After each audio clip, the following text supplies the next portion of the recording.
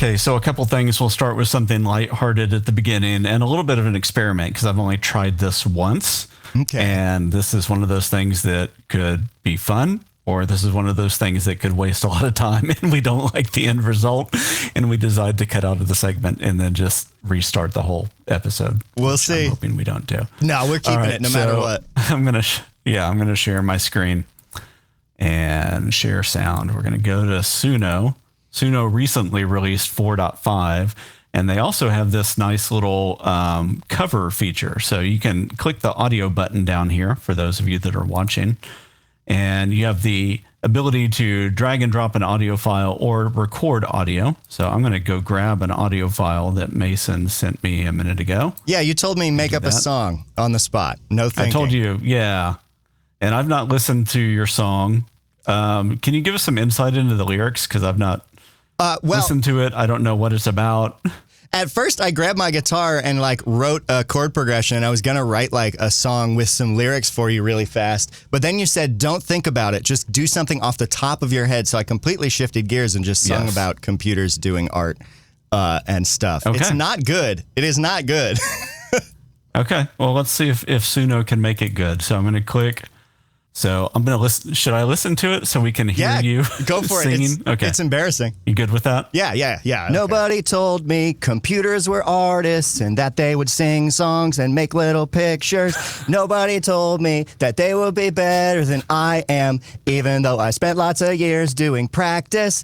I didn't like it, even though it was fun sometimes. But for the most part, it's lots of work, and all I want is the result. Just kidding, that's what all the people who make these tools think, because they're crazy ghouls, and we do not like them because they're stupid and they don't want artists to have a good time or money. Yeah. Okay. It's my little protest song. Save that without trimming, and we'll save this as Mason's masterpiece. Yeah, that I've poured my heart and soul into. All right. And I don't really care. Vocals detected, so you won't be able to create a public song with it, but that's fine. We're just doing this for play. Interesting. Yes. Confirm and save. Why do you think that is? Copyright. But what would vocal... Oh, cloning a popular song or something? Yeah. If you tried to clone a popular song, like a Taylor Swift song. So over here, we're going to click on cover, and you can see that it took all your lyrics there. I'm going to leave them unformatted because I have no idea what this is going to do. Then, all right, so let's describe a style. Oh, like Bo Burnham piano, maybe. Oh, wait, let's do this first. I'm going to pick my one that's kind of modeled after Taylor Swift. Okay, cool. And we'll see what that sounds like, since she's the one that everybody wants to emulate in these. All right. And I'm going to click create. I have found that Suno's 4.5 model is not as good wholesale at making songs from lyrics as 3.5 was. Interestingly, because I did some experiments with it too, but I haven't tested any of the cover features, which I have seen online described as really robust and good. So, okay. This is my literal second test. My first test was right before we started this call. So, oh boy. And I was, on it, but we'll see. I didn't give it much to work with when I tried it. Hope it changes my voice. All right, so Mason's musical masterpiece, kind of like Taylor Swift. I'm going to click play. Nobody told me computers were artists and that they would sing songs and pictures and pictures. Nobody told me that they would be better than I am, even though I spent lots of years doing practice. I didn't like it, even though it was fun sometimes. But for the most part, it's lots of work, and all I want is the result. Just kidding, that's what all the people who make these tools think, because they're crazy does, and we do not like them because they're stupid and they don't want artists to have a good time or money.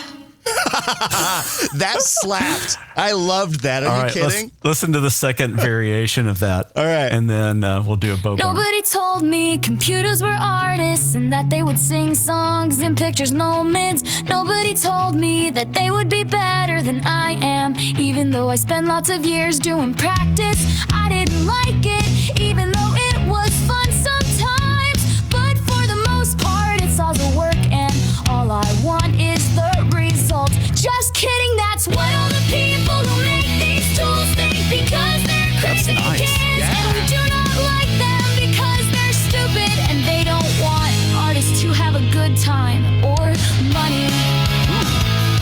Yeah. Honestly, that's a vibe.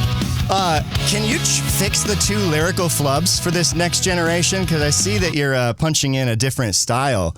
There's just make little pictures, and then ghouls, I think, is the two flubs that are in there. Okay. These tools are so neat. I am infatuated with Suno, I think. You know, I have this weird love-hate thing with Suno, because the person who makes it, I really do not like. Right. And I think is kind of a fool, as illustrated in my masterpiece of a song here. But Right. it is undeniably really, really, really, really entertaining and fascinating that it's able to create such good sounding tracks. Yeah. I mean, it knows what the hook is, right? Mm-hmm. So I changed the description, because if you type in like Bo Burnham, it's not going to take it because it's a copyrighted thing. I just said, I didn't mean to have Gumball Pop Rock. Oh, you put it in the exclude. I meant to do. I did exclude. Let me just redo this now. Stripped down, Not listen to fun, anything. piano-driven folk. All right. Nobody told me computers were artists and that they would sing Nice, songs chunky and make little pictures. acoustic guitar. Nobody told me that they would be better than I am, even though I spent lots of years doing practice. I didn't like it, even though it was fun sometimes. But for the most part, it's lots of work, and all I want is the result. Just kidding, that's what all the people who make these tools think, because they're crazy ghouls, and we do not like them because they're stupid, and they don't want artists to have a good time or money.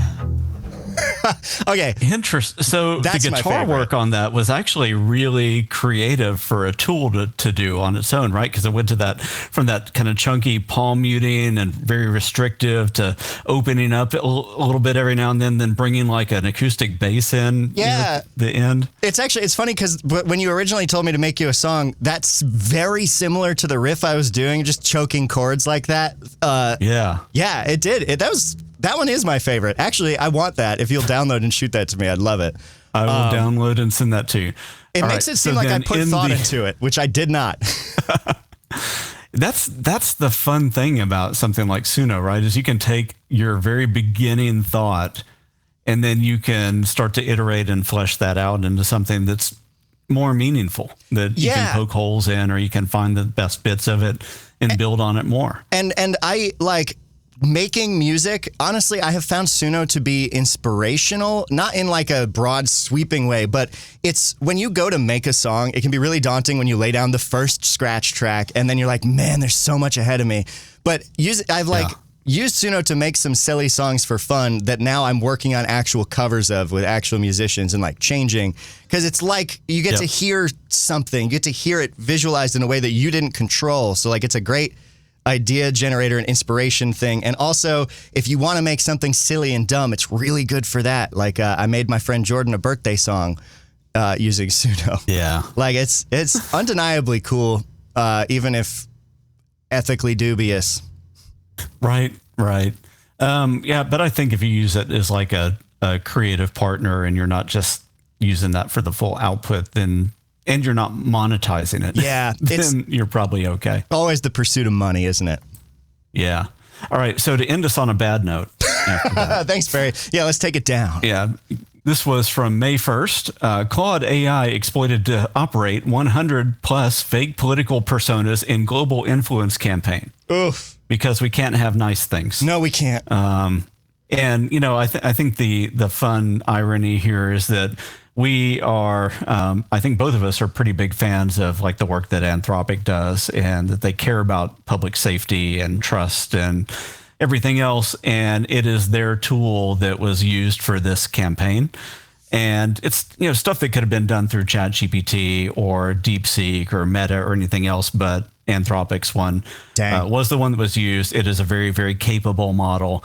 And what we're seeing is, I'll just start off and I'll read the gist of this, and then I'll put the link in the show notes for anybody that wants to follow up on it. But it says, artificial intelligence company Anthropic has revealed that unknown threat actors leveraged its chatbot Claude as an influence as a service operation to engage with authentic accounts across Facebook and X. Neat. So influence campaign, we've talked about these before. It's when you get a really good chatbot, similar to like what we were talking about with the honeypot stuff. Honeypot stuff in the last segment. You can exert a lot of influence. You're also constantly present and monitoring, and you can start to shift public sentiment over long periods of time or even short periods of time. You can simulate grassroots campaigns. There's tons and tons of possibilities.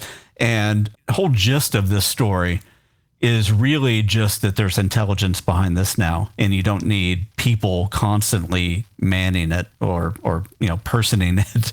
All you need is to be able to set up the rules and click a button, and then thousands of these can be out there. And I'll read a couple other sections and then we can finish this segment. It says, what is especially novel is that this operation used Claude not just for content generation, but to decide when social media bot accounts would comment, like, reshare posts from authentic social media users. Claude was used as an orchestrator, deciding or even dictating what action social media bots should take based on politically motivated personas.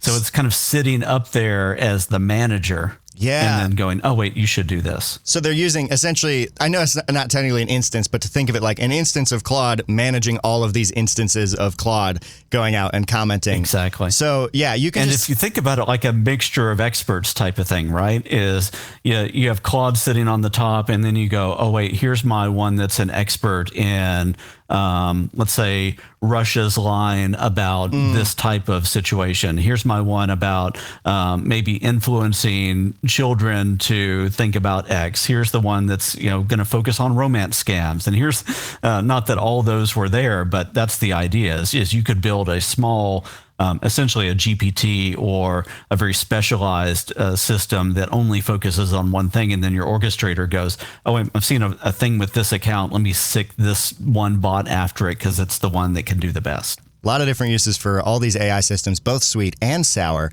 And it turns out that if you're honest about your AI use at work, people trust you less. That's what our next segment is about. But does that even matter if AI is going to take all of our jobs? We'll see. This is the FAIK Files.